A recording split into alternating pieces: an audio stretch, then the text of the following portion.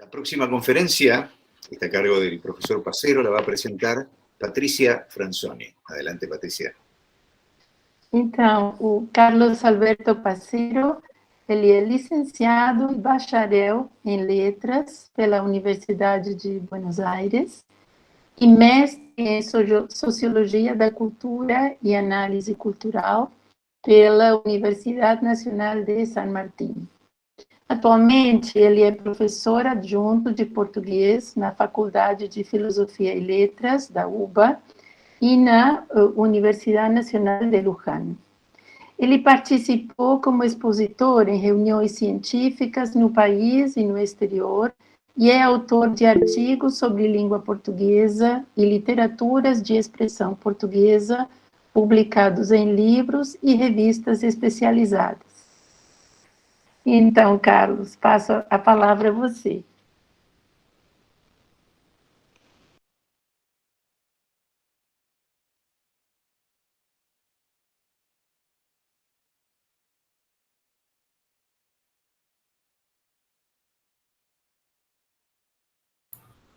Desculpe. Bom, boa tarde, Patrícia, boa tarde a todos e todas. Eu agradeço muito pelo convite. Eu espero estar à altura das expectativas. Bom, a professora Rosângela falou sobre os problemas do século XXI, importantes problemas. Eu vou propor uma breve viagem ao passado, né? Porque eu queria trabalhar, bom, pelo menos apresentar alguns materiais didáticos do século passado, do século XX,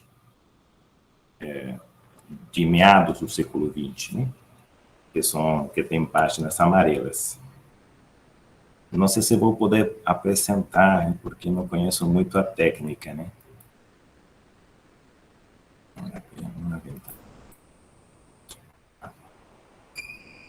Aí está.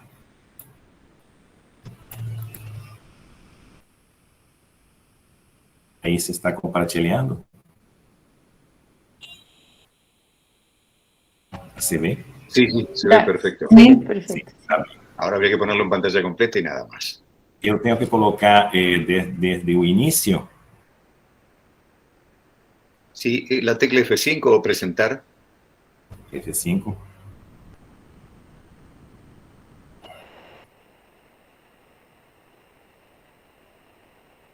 Assim.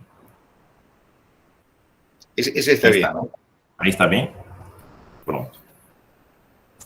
Bom, o tema que o assunto, né, que eu queria tratar hoje... Carlos, sí. Carlos, se está viendo toda la pantalla. Tendrías que poner donde dice presentar. Desculpe.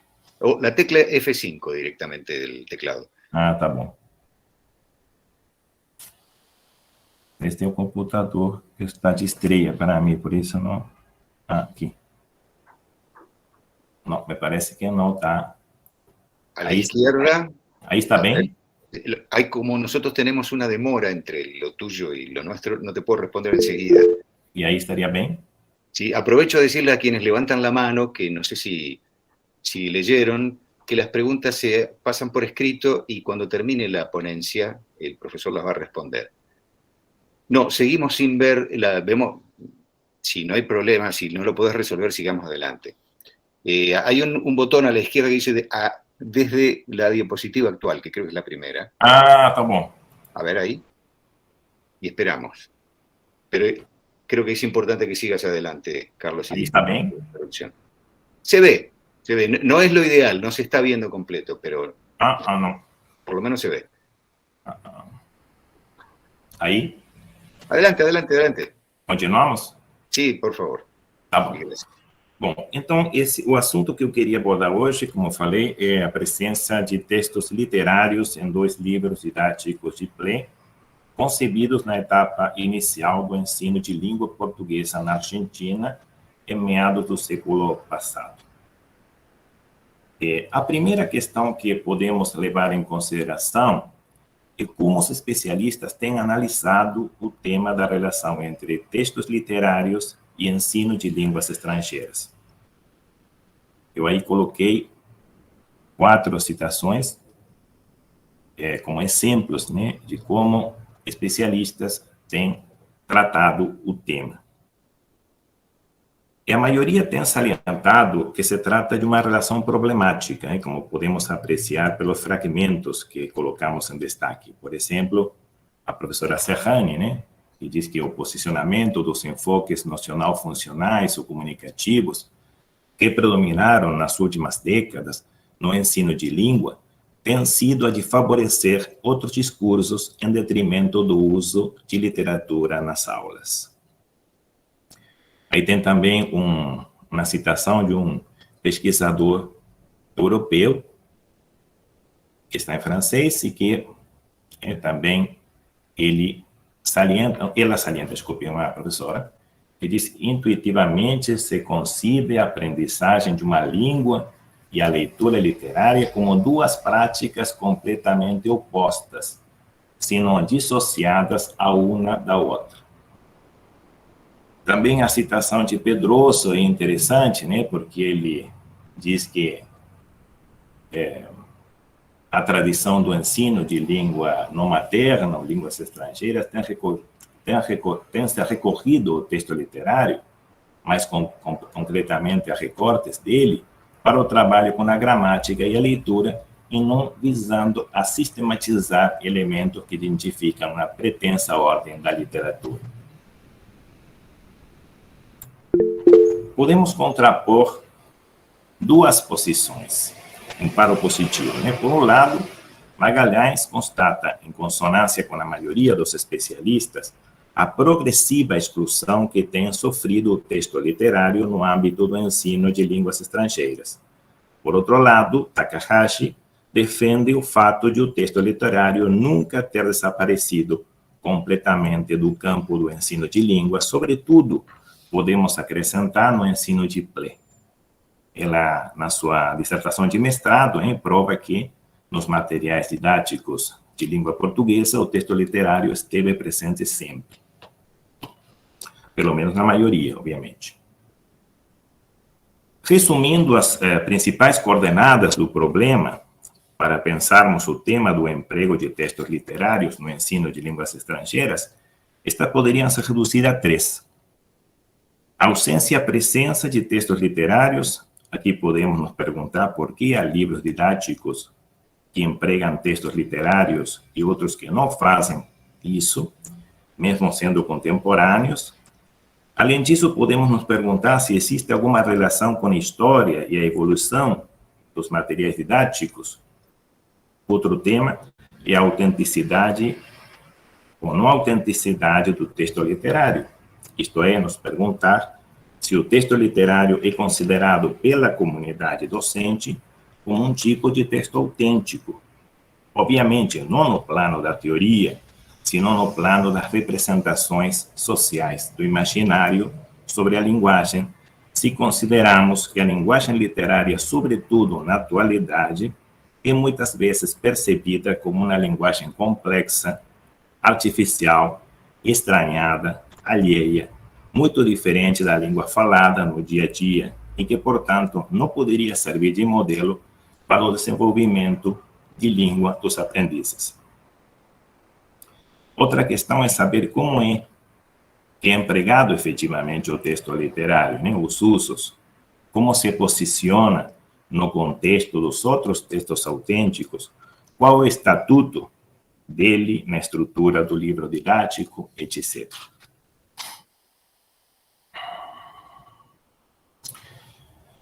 Uma obra importante dedicada ao estudo do texto literário no ensino de línguas estrangeiras, que defende o emprego de textos literários no ensino de línguas e que oferece ferramentas de trabalho não só para pensar o tema, sino também para abordagem prática, é este livro de Albert e Soujon, em francês, do ano 2000, intitulado Os Textos Literários em Aulas de Língua. Resumimos, por uma parte, as propostas dos autores e, por outro lado, as situações observadas.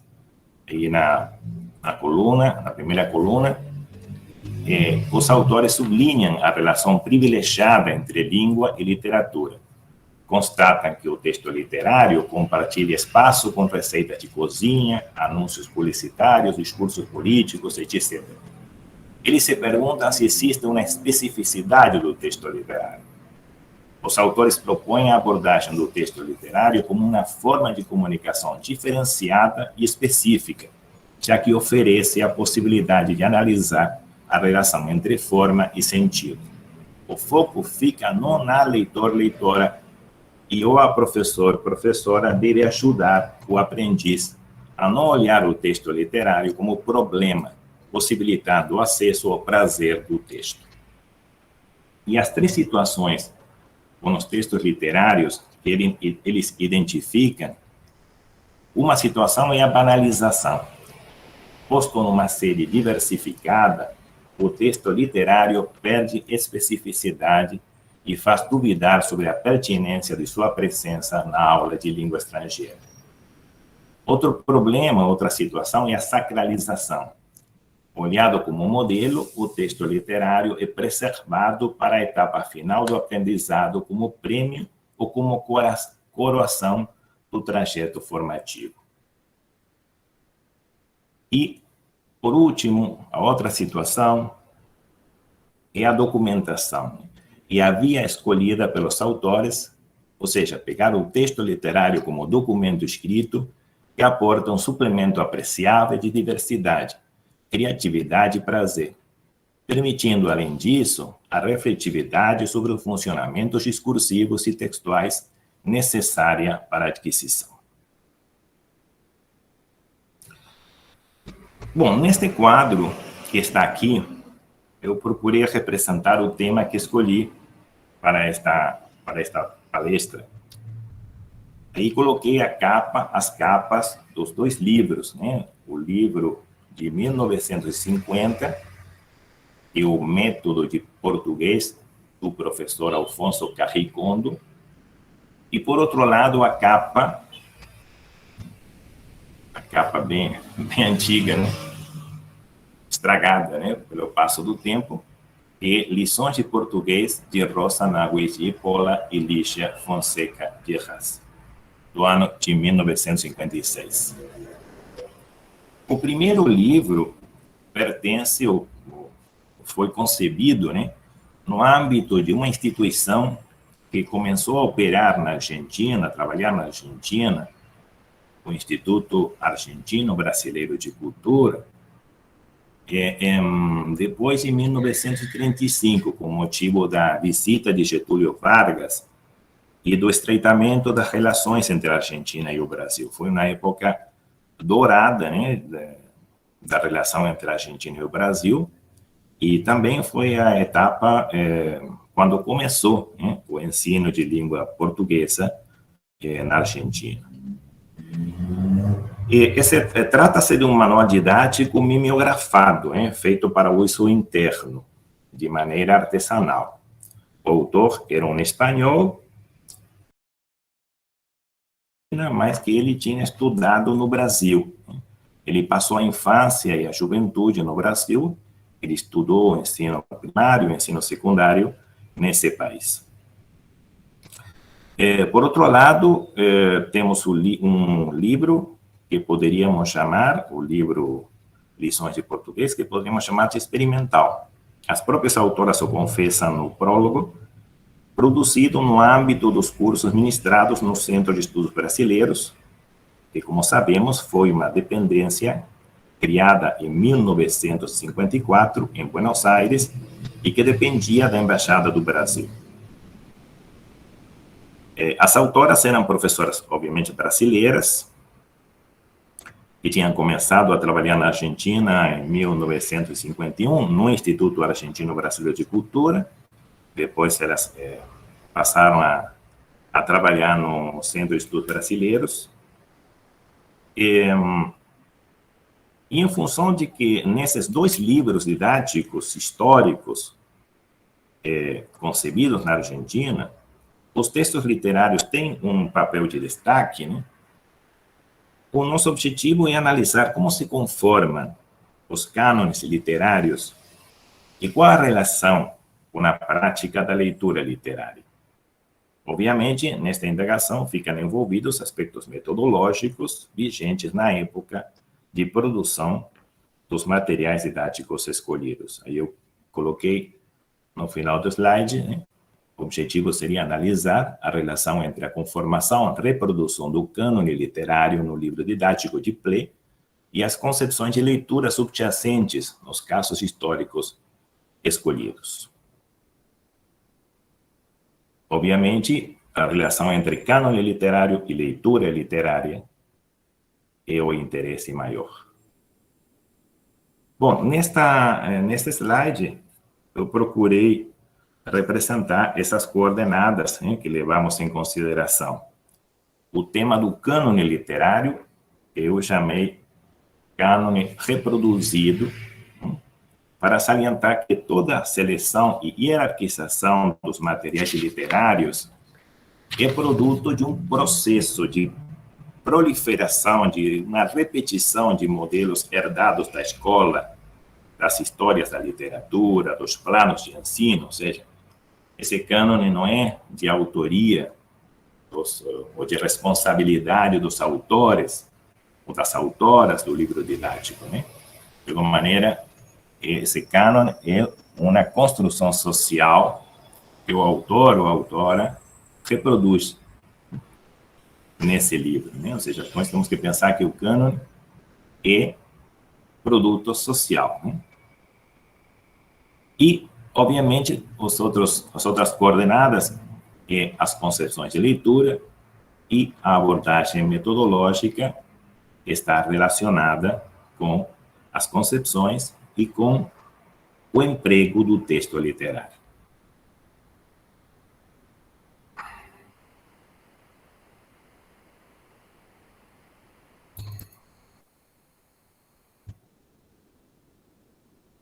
Bom, neste slide, eu procurei sintetizar, né, uma série de apontamentos sobre o problema do cânone literário.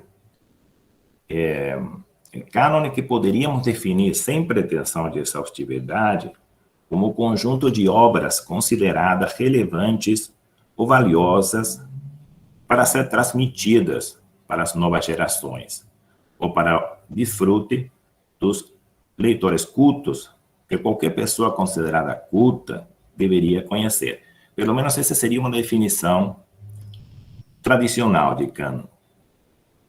Este é um tema que adquiriu relevância pública, além do âmbito restrito da academia, com a publicação do livro do crítico americano Harold Bloom, em 1994, quem defendia a posição conservadora em favor de um cânone tradicional de autores consagrados internacionalmente. Autores clássicos, provados, indiscutíveis, e que se opunha àqueles que ele chamava a escola do ressentimento, isto é, os críticos e estudiosos da literatura que defendiam a ampliação do cânone tradicional com o intuito de incluir outros nomes, até então excluídos, como autores afrodescendentes, mulheres escritoras, autores de povos indígenas, migrantes, etc. Que, além de autores, esse grupo pedia também revisar os temas até então considerados clássicos, muitas vezes perpassados de machismo, colonialismo, etnocentrismo, etc. Existe, portanto, uma oposição entre a ordem, a tradição e os valores convencionais e as mudanças produzidas na pós-modernidade. Eu procurei colocar esse paro positivo, né, entre ordem, tradição, valores e a pluralidade, a mobilidade, os novos enfoques comunicativos, econômicos, políticos, ideológicos e culturais que surgiram já em finais do século XX. É por isso que não é possível falar de cânone em singular, senão de cânones em plural. Existem vários cânones, começando pelo cânon nacional, como, por exemplo, o cânon brasileiro, mas também os cânones das minorias, dos grupos étnicos, etc. como se constroem e reproduzem esses cânones? Por meio da imprensa, os planos de estudo, as antologias, as academias, etc. Um cânone fornece informação sobre as preferências estéticas, políticas, culturais, etc. E também sobre a maneira de ler em função das valorações que socialmente se conferem aos textos chamados clássicos. Por exemplo, como modelos de língua a ser ensinada, como acontecia na época clássica, nos primórdios do ensino de línguas estrangeiras. Lembremos que por trás do cânone atua essa entidade misteriosa, mas sempre evidente, que é o poder. E aí também levar em consideração, né, a diferença entre cânone pedagógico, ou seja, o que tem que se ensinar e por quê, e o cânone epistemológico, esse cânone que é discutido, debatido na academia ou na sociedade, né?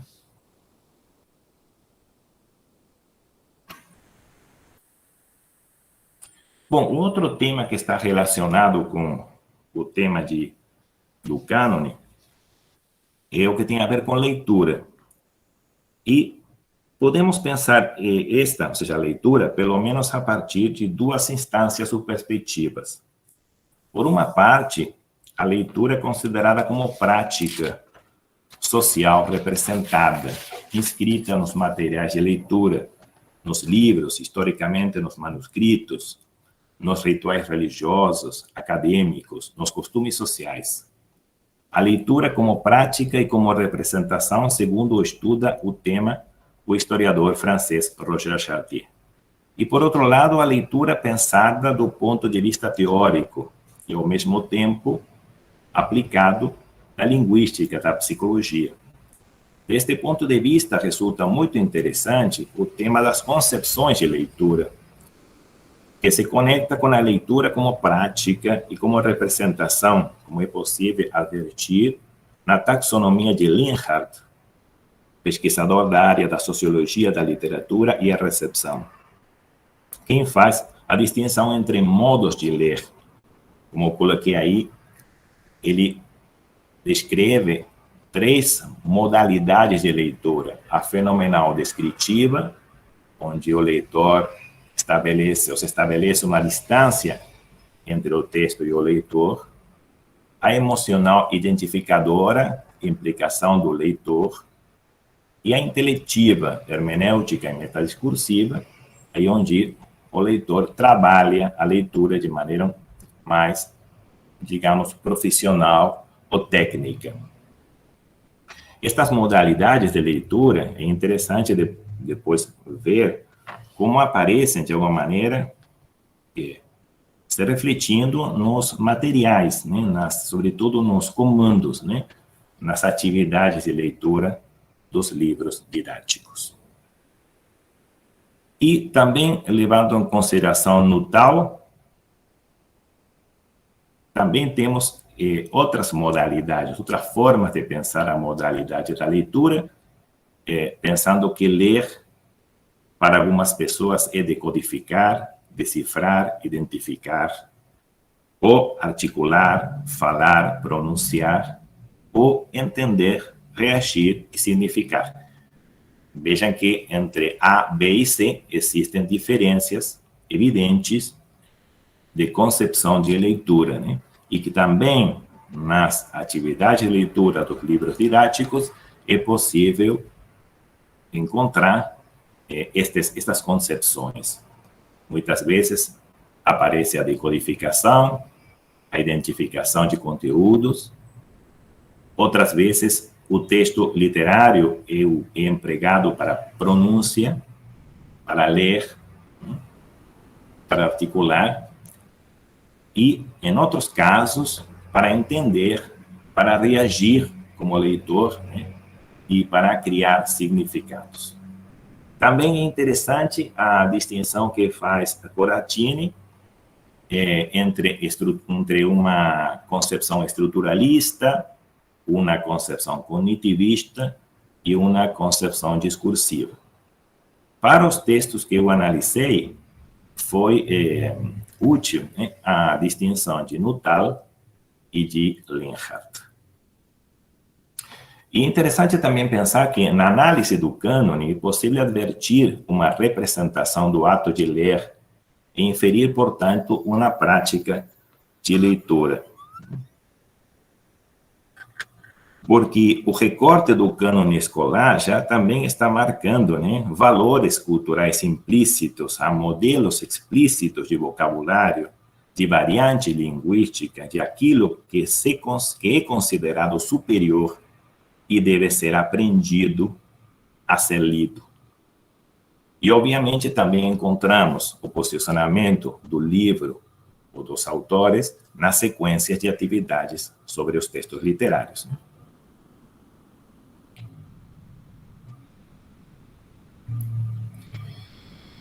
Bom, sobre o livro didático de línguas, é um objeto complexo, né?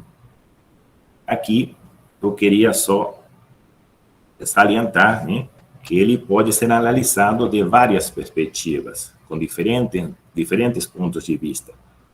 Nós vamos privilegiar uma perspectiva histórica e um ponto de vista cultural e, ao mesmo tempo, metodológico.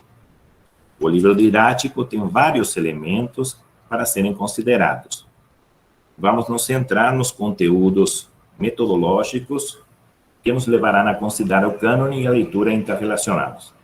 Neste ponto, importam as referências declaradas, os metatextos, a progressão temática em função do lugar que ocupa o texto literário no decorrer dos temas e na estrutura do livro. Aqui a progressão temática é importante porque o texto literário se integra, né, nessa progressão. E então a pergunta, qual é o lugar que o texto literário tem? Nos materiais analisados tem um lugar central.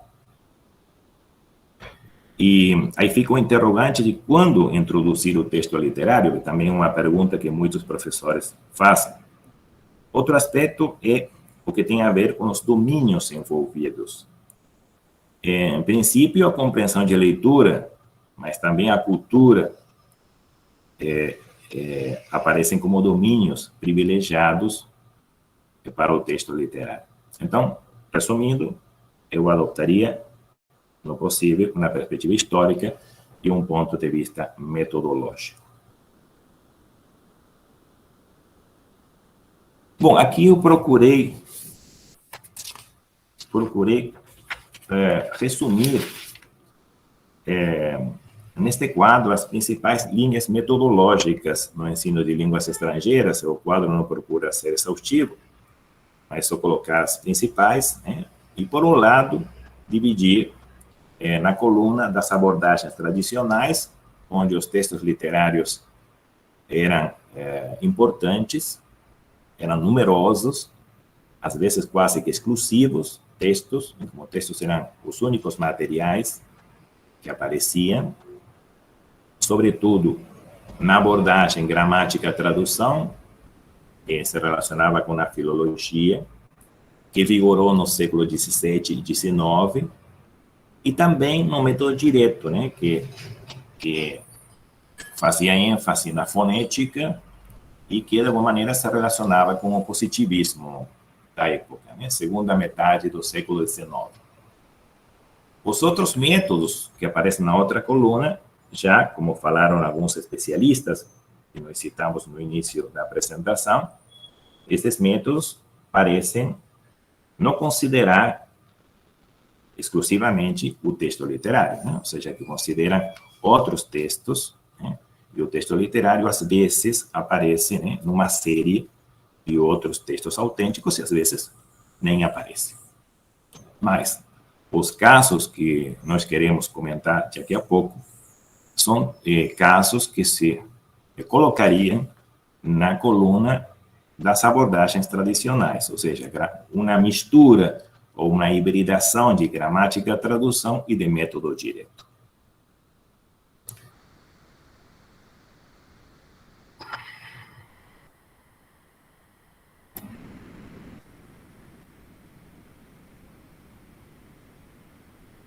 Bom, você está Está percebendo bem? Está...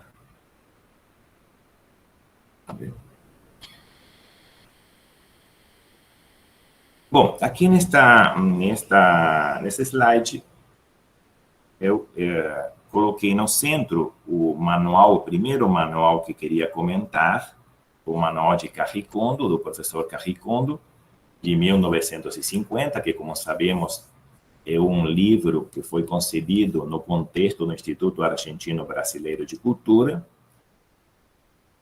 É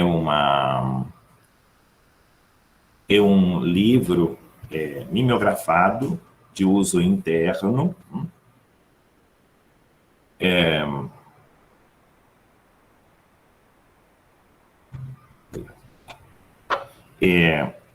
Então, vamos nos centrar, né, ver como se organiza o cânone literário e como ele é abordado, né?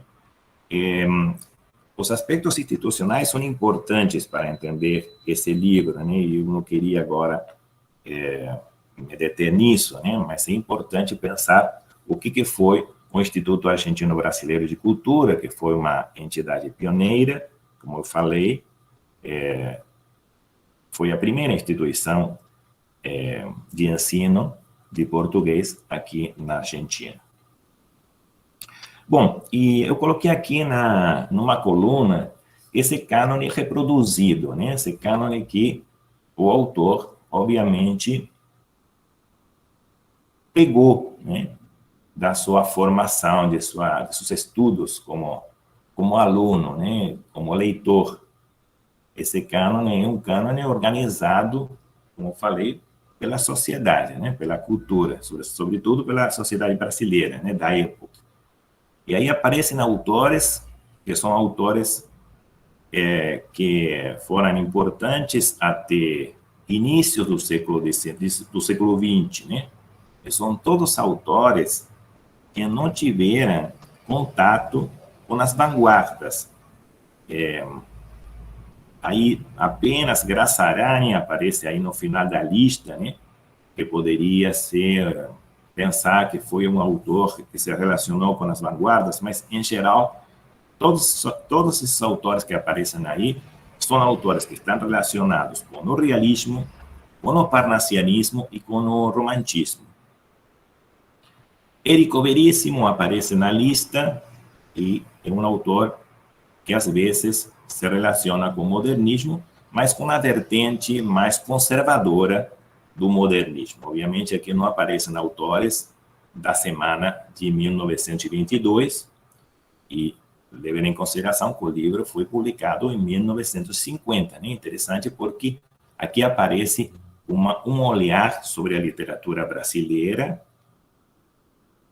em meados do século XX, né? Como a literatura brasileira era olhada nessa época, né? Aqui aparecem autores, não aparecem autores que, obviamente, já nessa época eram conhecidos, mesmo na Argentina. Também aparecem alguns autores estrangeiros, como Stefan Zweig, que foi famoso no Brasil, que sabemos que foi um autor que viveu no Brasil há alguns anos, fugindo do nazismo. Aparecem também dois autores portugueses, como Alessandro Herculano e Tomás Antônio Gonzaga, autores clássicos, né, românticos e arcadistas. E é interessante pensar como é a abordagem metodológica da proposta de Carricondo, né? Carricondo tem aí uma série de paratextos que tem um valor metatextual. No proêmio, ele fala do método de ensino, ele cita duas fontes. Uma fonte que ele cita é Antenor Nascentes, a Gramática da Língua Espanhola, que é um livro que Antenor Nascentes criou, produziu para ensino de espanhol no Brasil. E outro livro que ele cita é o livro de Osvaldo Serpa, Português para Estrangeiros, que é um modelo de método direto, né?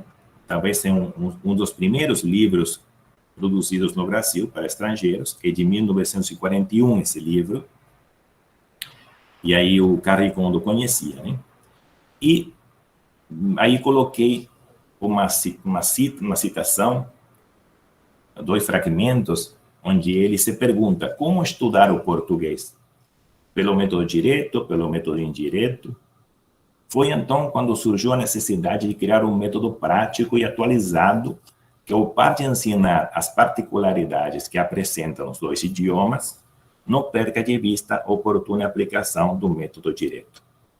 Vejam então que aqui, de uma maneira, ele relaciona o método tradicional, e aí a importância que tem o texto literário, né, nessa herança, né, do método tradicional, e elementos que ele pega do método direto. Mas é interessante porque o centro da sua metodologia é a paronomácia, o que ele chama paronomácia, que pega de antenor nascentes, o que nós chamaríamos agora falsos cognados ou falsos amigos, né? Ou seja, que ele coloca o centro do trabalho no léxico, né?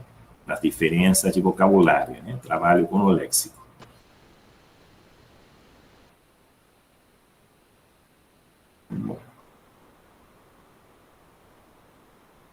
Bom, e nesse slide eu procurei colocar mais elementos sobre o livro de Carrie Kondo, né?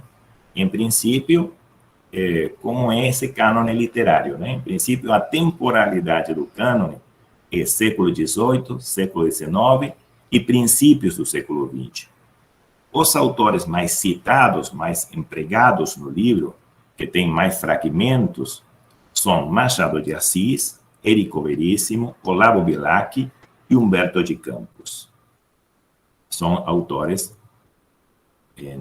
Machado de Assis, como sabemos, Érico Veríssimo e Humberto de Campos, autores de narrativa. E aparece, obviamente, Olavo Bilac como autor lírico. Então, os gêneros representados são a narrativa, o romance, o conto, a crônica e o poema lírico. E os gêneros literários são a narrativa ficcional e memorialística. E as estéticas representadas são o arcadismo, o realismo, o parnassianismo, o pré-modernismo e o modernismo só em algumas etapas prévias, né? Poderia ser Érico Veríssimo. E é interessante pensar o tema da leitura, né? Se nós pegamos essas modalidades de leitura que eu falei no início, né? Quais seriam as modalidades que prevalecem nas atividades? As atividades sobre os textos literários são poucas. Eu coloquei, não sei se você pode ver aí, né?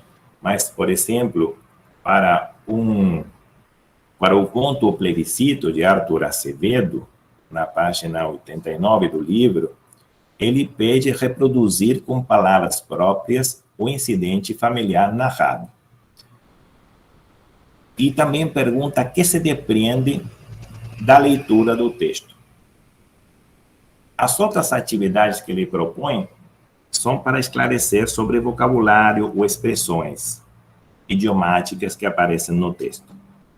Ou seja, temos basicamente uma abordagem fenomenal descritivo e, em alguma maneira, alguma medida, também uma modalidade emocional identificadora.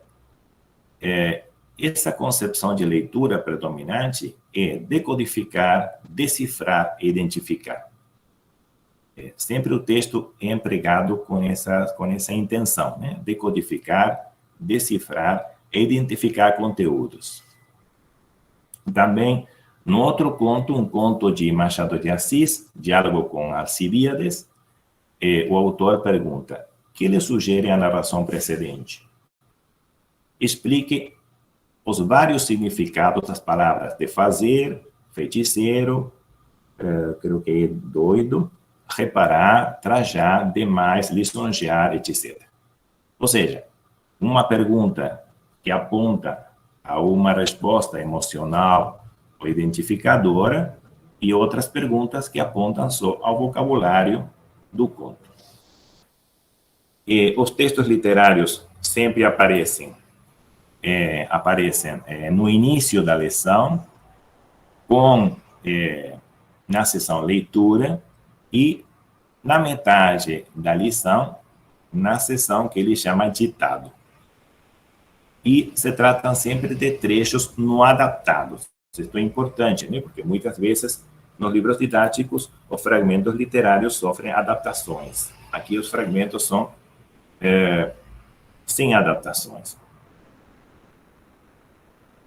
Bom, no outro livro, no livro das autoras brasileiras, Rosa Naguigi e Paula Elígia Fonseca Tierras, de 1956, Lições de Português, aparece uma lista mais nutrida de autores e muito mais variada essa lista, né? Aparece a narrativa, a lírica e o ensaio, um novo gênero que não estava no livro de Carricondo.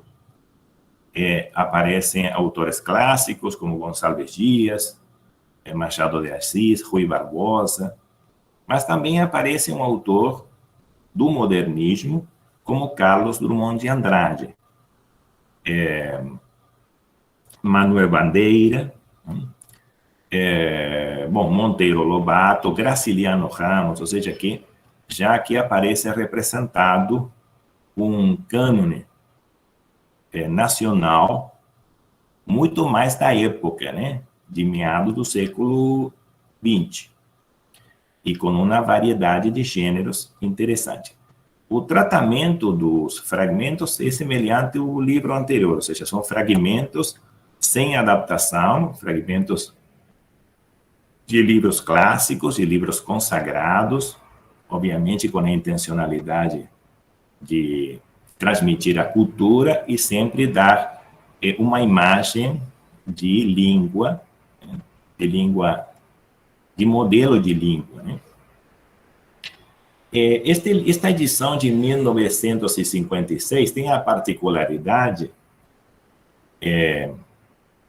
talvez por ser um livro experimental, de não ter atividades para os textos literários. Mas se tem um prólogo, um pequeno prólogo, onde a gente pode encontrar algumas ideias, né, das autoras sobre a metodologia, né, os problemas que elas encontraram.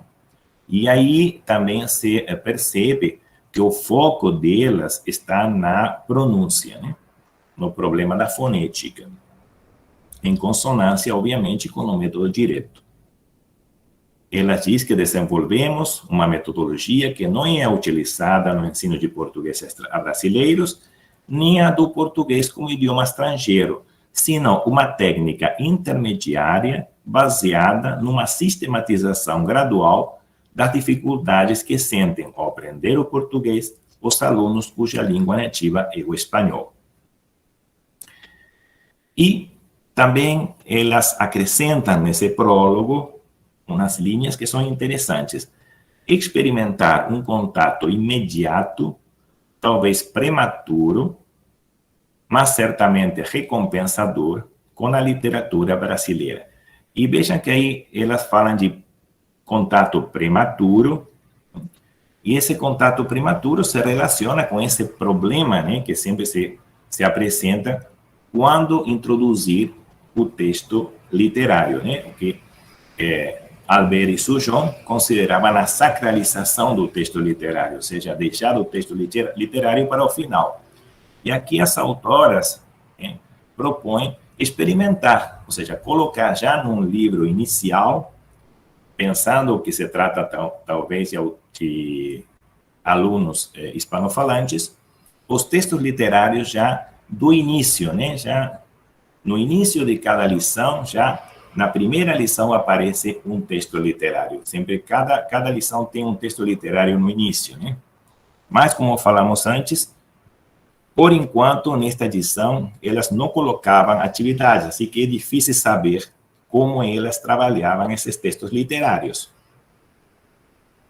Também elas citam no prólogo o livro, um antecedente, que é o livro didático que se produziram aí os professores do Instituto Uruguaio Brasileiro de Cultura em Montevideo, que é um livro dos anos 50, ao final dos 40, me parece.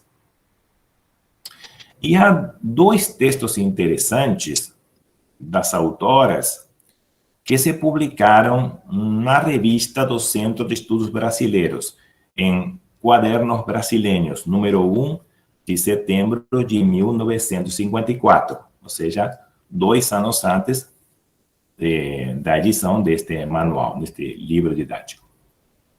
Um artigo é Considerações sobre a enseñanza del português en la Argentina, está em espanhol, de Rosa Nahuelli Pola, e outro artigo que está na mesma revista, no mesmo número, de Lígia Fonseca de Haas, o ensino de português como idioma estrangeiro. Eu peguei uma citação, um pequeno fragmento, um pequeno trecho do primeiro artigo. Diz: uma coisa é entender uma página leída ou um diálogo oído, y otra penetrar una literatura en su sentido y en sus bellezas, considerando el estudio de un idioma extranjero como instrumento de cultura. Aquí en esta breve citación tenemos también una aproximación a cómo ellas consideraban, o pelo menos como a professora Rosa considerava o texto literário, né? Obviamente como um veículo de cultura e talvez também como um texto a ser especialmente valorado. E no próximo slide, eu procurei também fazer alguns apontamentos sobre esta obra. Como eu falei, o livro não apresenta atividade de leitura, nesta edição de 1956. Eu peguei uma página, que é a página 13, que é o primeiro, creio que é o primeiro texto literário que aparece aí no livro, que é a Canção do Exílio, de Gonçalves Dias. E não sei se você consegue aí ver, mas uma pessoa que estudou com esse exemplar, com esse livro, fez aí algumas anotações fonéticas, né, de pronúncia.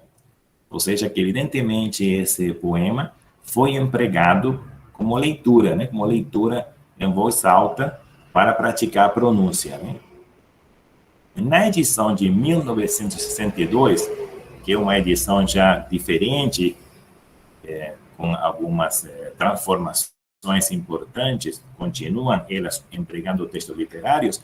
Nessa edição de 1962, se colocam atividades para os textos literários, e aí temos os exercícios propostos para a Canção do Exílio. Elas perguntam por que a pátria sempre nos parece mais bela no exílio, de que belezas da terra distante se lembra o poeta, que quer ele realmente dizer com nosso céu tem mais estrelas, que costumava ele fazer à noite em sua terra, que pedido faz ele a Deus, que trágica semelhança há entre este pedido e a morte do poeta, e que versos deste poema figuram no hino nacional brasileiro.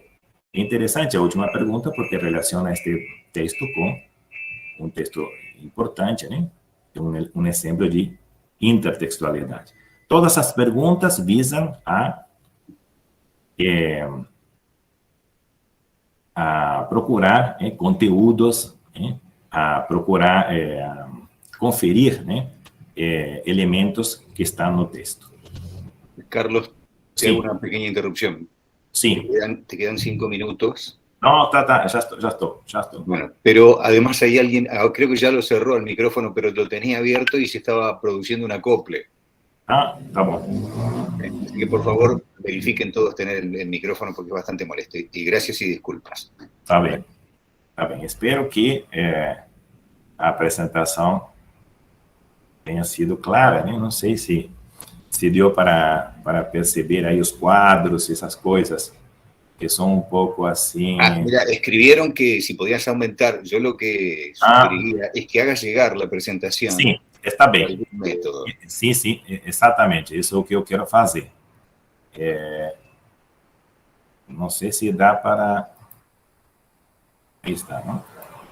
Bom, e por último, também a temporalidade desse cânone literário é mais ou menos coincidente com o livro do Carrie Kondo, né? Elas trabalham século XVIII, XVII, XIX e XX. Os gêneros são mais variados, lírico, narrativo, ficcional e ensaístico, e as estéticas representadas barroco, romantismo, realismo, parnassianismo, pré-modernismo e modernismo. Os autores mais citados, Machado de Assis, Carlos Drummond de Andrade, Gonçalves Dias e Olavo Bilac.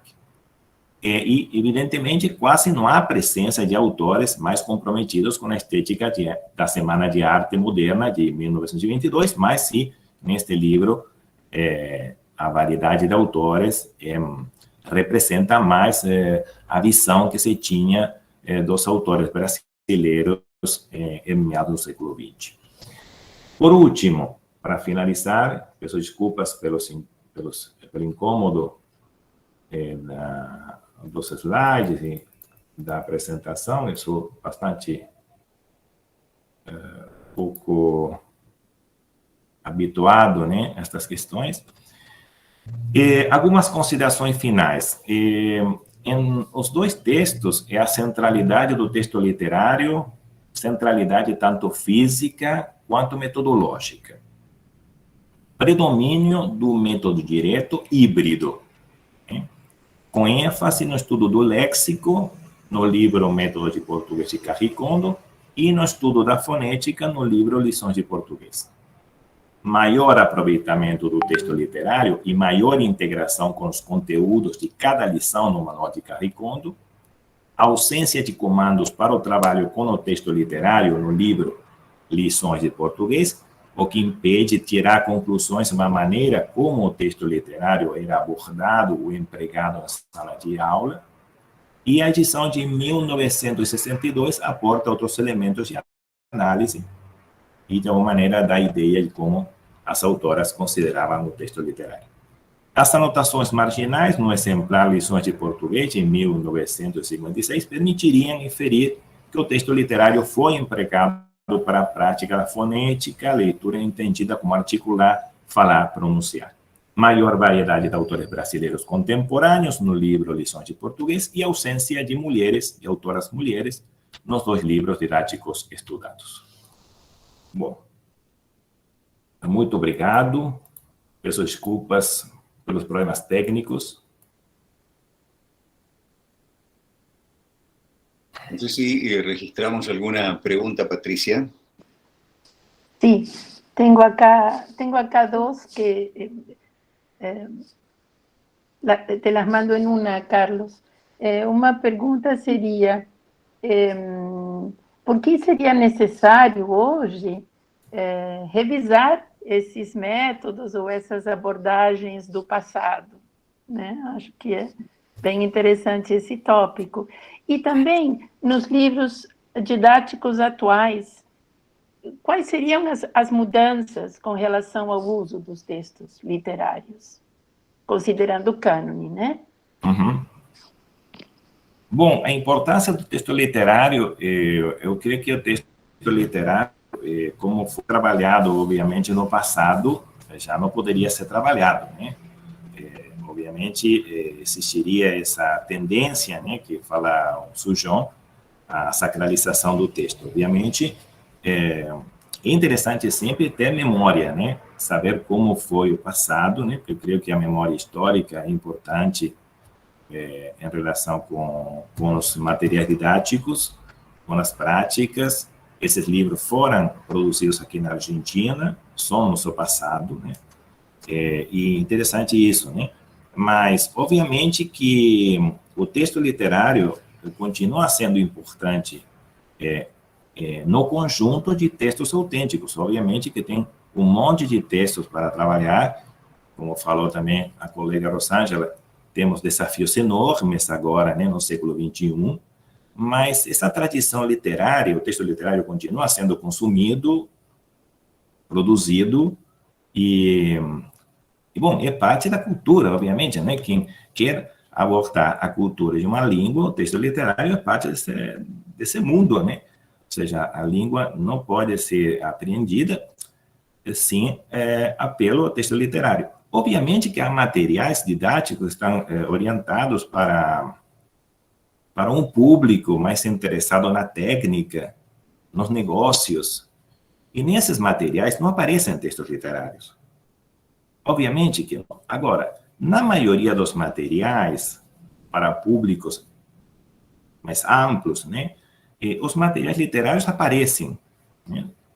E há um emprego mais moderno, mais, obviamente, menos assim, sacralizado do texto, né, onde o texto é olhado como um elemento, como um documento, né, da língua, como um documento não da língua a ser reproduzida na fala cotidiana, mas sim como as possibilidades que a língua tem no terreno da criação. Então, por exemplo, tem um livro interessantíssimo que eu analisei, não sei se está por aqui, não me lembro agora bem, que é um livro, aqui está, que é um livro que se chama Estação Brasil, que com certeza vocês conhecem, onde aparece a literatura mais atual, pelo menos até a época do livro, né, que já tem alguns anos, onde aparece, por exemplo, a poesia concreta. Interessantíssimo, porque a poesia concreta pareceria que não tem um relacionamento imediato com a língua, né? Que são formas plásticas, né? E aparecem esses exemplos integrados com outros textos, com textos, digamos, da vida cotidiana, não sei, da vida não literária, não sei como dizer, né? Do mundo, né? Do mundo real. Então, também perder o medo ao texto literário, porque o texto literário, eu creio que há pessoas que pensam que o texto literário não é texto autêntico, ou seja, que é um texto criado, é um texto artificial, é um texto perigoso. Porque a língua, obviamente, ninguém pode falar como se fala num texto literário. Procurar ensinar a falar como está em Machado de Assis é impossível. E também num texto atual, que também é de vanguarda. Por exemplo, ninguém poderia falar como Guimarães Rosa. Seria absurdo, né? Não é modelo de língua nesse sentido, mas sim é modelo de como pensa, por exemplo, o brasileiro.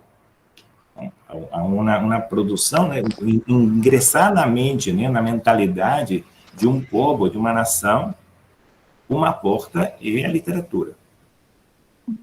No sentido, obviamente, não é modelo de língua a ser reproduzido, como talvez apareça nestes livros antigos, né, onde o texto era colocado como modelo a ser reproduzido.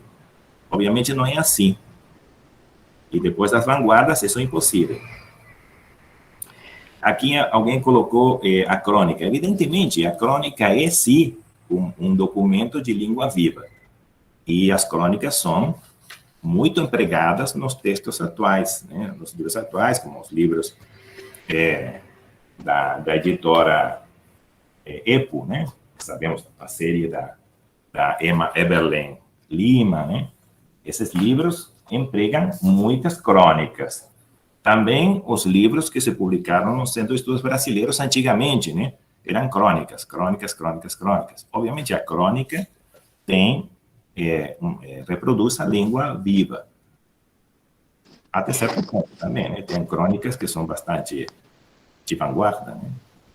Isso que você diz do texto literário não ser considerado texto autêntico é porque também o conceito de texto autêntico, na verdade, aparece a partir dos 70 com a abordagem comunicativa. Não existia antes, mas já havia textos autênticos, né? Como você... Quer dizer, interessante isso, né? Sim, sobre o tema existe um importante texto, né, de você, Patrícia, né, que você aborda, né, na sua dissertação de mestrado, e é um capítulo interessante aí sobre texto literário, né, que não deu tempo de colocar aí na apresentação, mas está implícito, né, está citado, né, está implícito. É importante também pensar esses temas. E quando eu falava que o texto literário não é texto autêntico, obviamente falava no nível de imaginário, né? Obviamente de uma percepção que não é teórica. Porque ninguém vai falar que texto literário não é texto autêntico. Agora, muitas pessoas pensam, por quê? Ou sentem que é assim. Ou sentem que, obviamente, uma notícia de jornal é um texto autêntico. Agora, não é assim um texto literário. Eu pergunto, um anúncio publicitário, que muitas vezes é louco, né? Você tem uma linguagem louca, tem uma linguagem absolutamente implícita e criativa, e muitas vezes inspirada, essa linguagem, na literatura. Porque muitos anúncios publicitários, muitos slogans são pegados da literatura, da poesia concreta, por exemplo. Então... Carlos, veja, como última questão, tem aí um último comentário da Maria José Silva Leite. Você pode ler no chat. Ah, tá bom. Estou pensando em... Silva Leite. Boa tarde. A colega da UBA, né? Estou pensando em que a inclusão de textos literários nos livros didáticos de língua estrangeira aproxima ainda mais para essa leitura que está habituado a ler. Para essa leitura, quem está habituado a ler, mas também colabora na tentativa de incluir quem não lê textos literários em língua materna. Obviamente, né, ela pergunta, poderia ser um veículo, né? Obviamente que um veículo. Obviamente, nosso trabalho como professores é também incluir as pessoas que não gostam da literatura, ou seja, que podem descobrir, né, o prazer do texto. Essa é a proposta de Surgeon.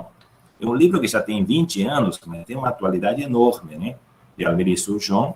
Eles propõem, obviamente, pegando a frase de Barthes, o prazer do texto, né? É interessantíssimo, porque aí o texto literário não importa como instrumento para falar, nem para pronúncia, importa só como fruição, né? Ou seja, como prazer, né? E, obviamente, como também, eu creio que a literatura representa a história, representa a cultura, representa a ideologia e representa poder. Por trás de cada texto há poder. Então é interessante pensar isso. Bueno, muchas gracias. Desculpa, obrigado. Agradecemos mucho al profesor Passero.